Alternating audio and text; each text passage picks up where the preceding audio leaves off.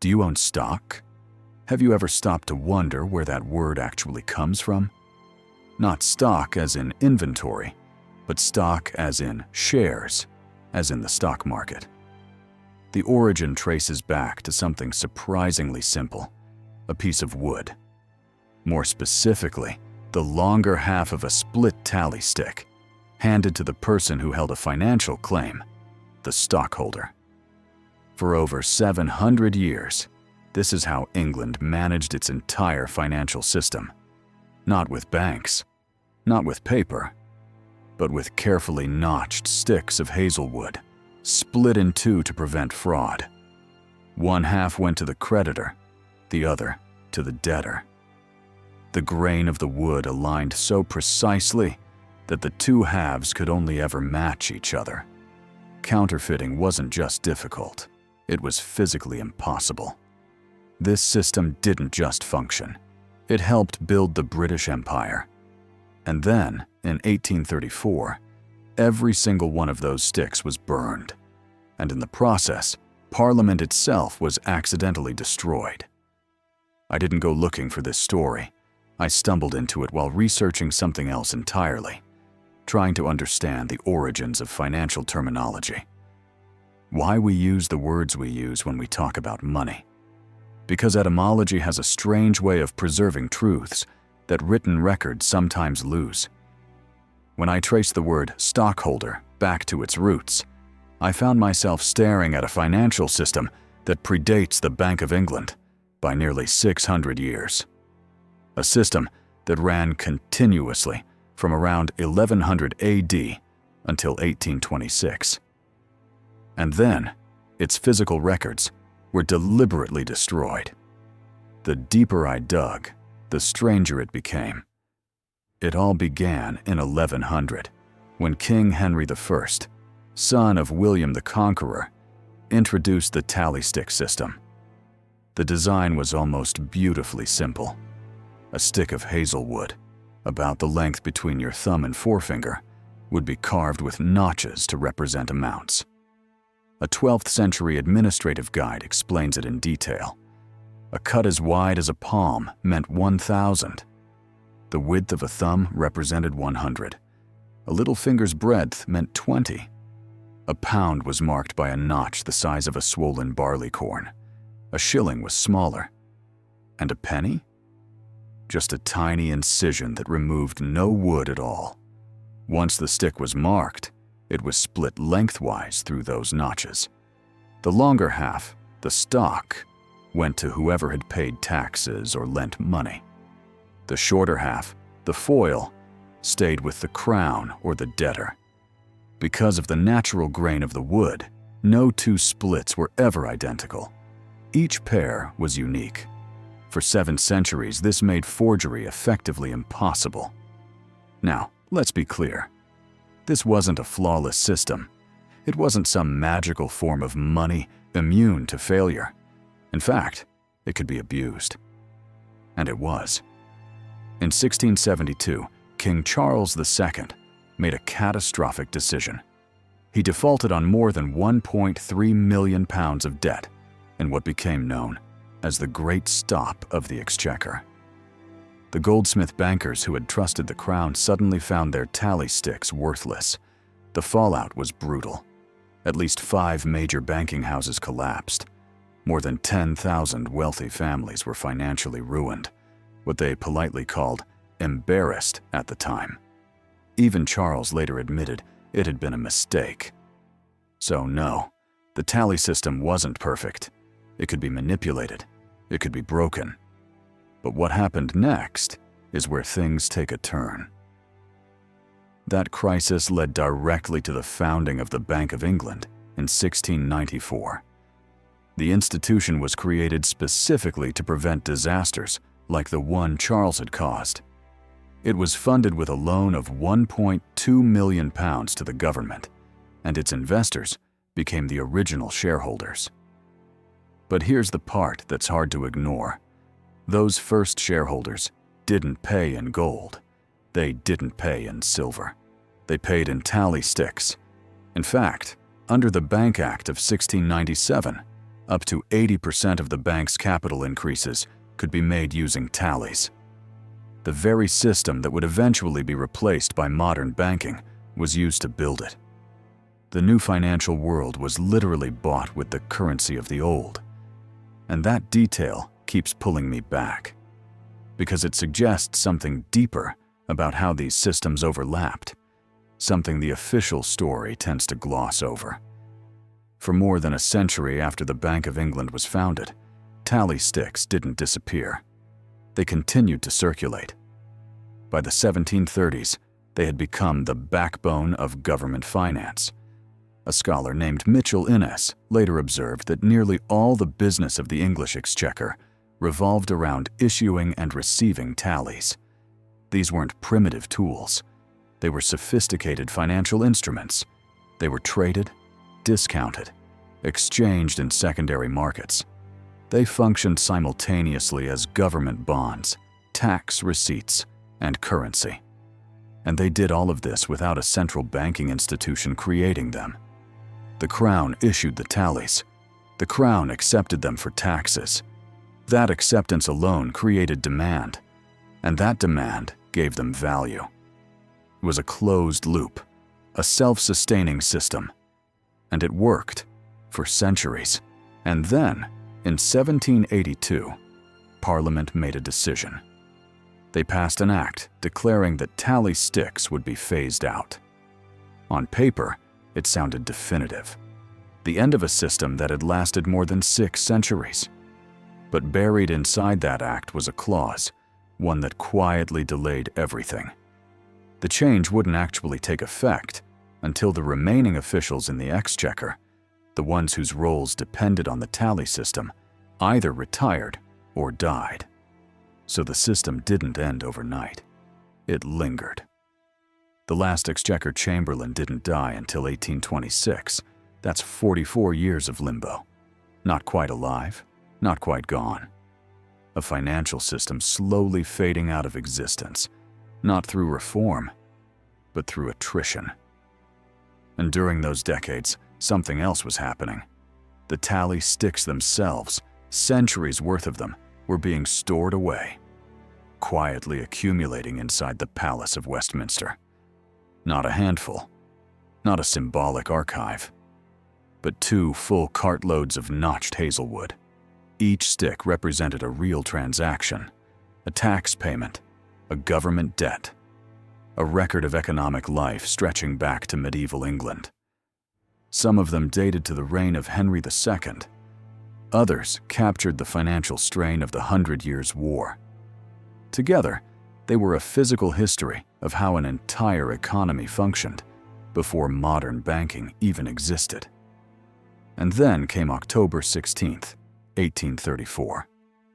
A man named Richard Woobley, clerk of works at Parliament, was given a straightforward instruction: dispose of the old tally sticks. There were options. They could have been archived, studied, donated, preserved as historical artifacts. They could have been given away as firewood to poor families living nearby. Instead, Woobley made a different decision. He ordered them burned. The task was handed to 2 laborers, Joshua Cross and Patrick Furlong. Early that morning, they began feeding the tally sticks into the furnaces beneath the House of Lords. Piece by piece, hour after hour, they shoveled 700 years of financial records into the fire. By the afternoon, something felt off. Mrs. Wright, the deputy housekeeper, noticed the heat building unnaturally. The floors above the furnaces were growing hot, too hot. Smoke was beginning to seep upward.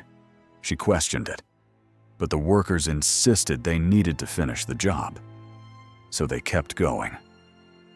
By 5 p.m., the furnaces were finally extinguished. The work was done, but it wasn't over.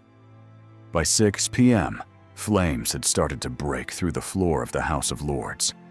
The heat had been so intense that the copper lining inside the chimney flue had melted. The fire began spreading. Fast. Within minutes, it was out of control. At 6:30 p.m., A massive fireball tore through the roof of Parliament. What followed was one of the most devastating fires London had seen since the Great Fire of 1666. The sky lit up. Flames could be seen from Windsor Castle, 20 miles away. The King and Queen themselves watched it burn. Both the House of Commons and the House of Lords were destroyed. Only Westminster Hall survived, and even that was due to desperate firefighting efforts and a fortunate shift in the wind. The damage was estimated at £2 million. The building wasn't insured. No one was prosecuted. The Prime Minister at the time, Viscount Melbourne, called it one of the greatest acts of stupidity ever recorded. Years later, Charles Dickens would revisit the event with sharp, almost biting clarity.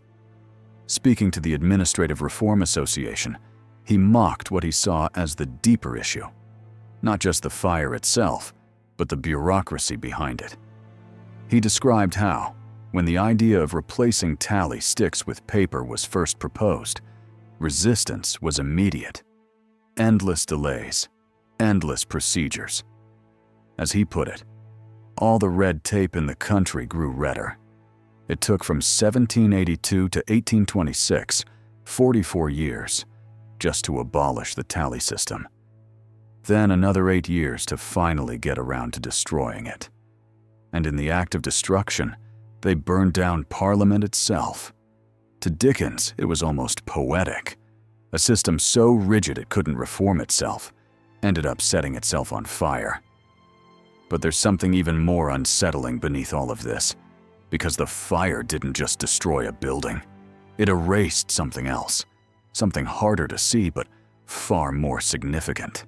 16 years after the fire, in 1850, a man named Alfred Semy, resident surgeon at the Bank of England, made a quiet but astonishing observation. He had been examining the few tally sticks that had somehow survived. Not many, just scattered remnants that escaped the furnaces. He wanted to understand how they worked, how they were read, how such a system had functioned for so long.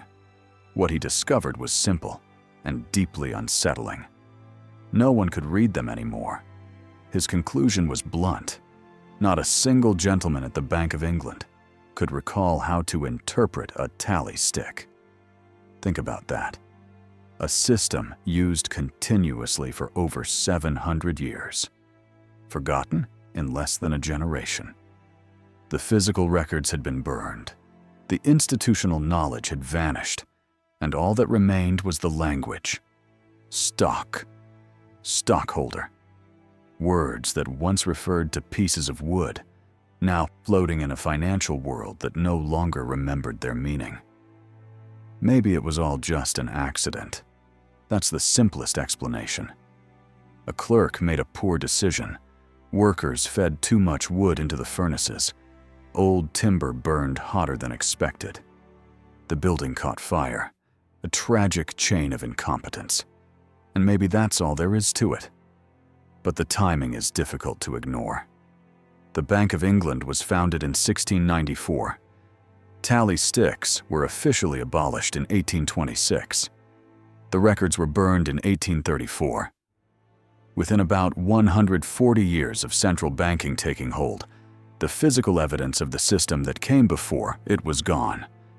And within just 16 years after that, even the knowledge of how to read what remained had disappeared.